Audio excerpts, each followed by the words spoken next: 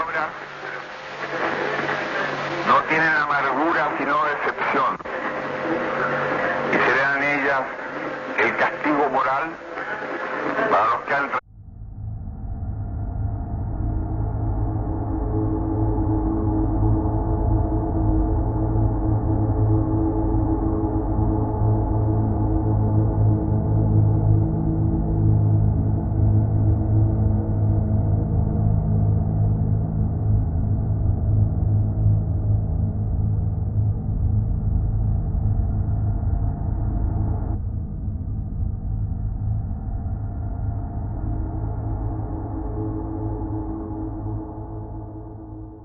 My grandfather, Luis Alfredo Poveda, was a political prisoner in Chile at the time of the military coup.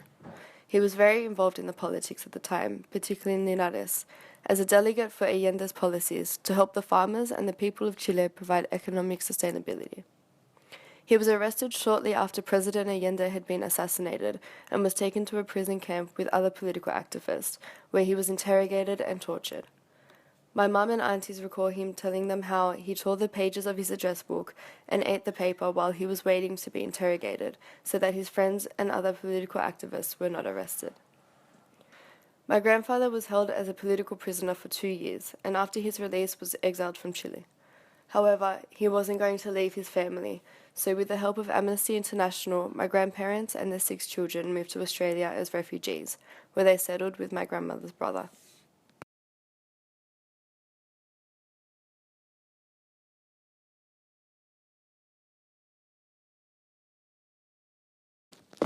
Concepts of home have changed over time for my mum, as she migrated from her homeland in Chile and since lived in many houses with various family members, flatmates, her late husband, and long-term partner.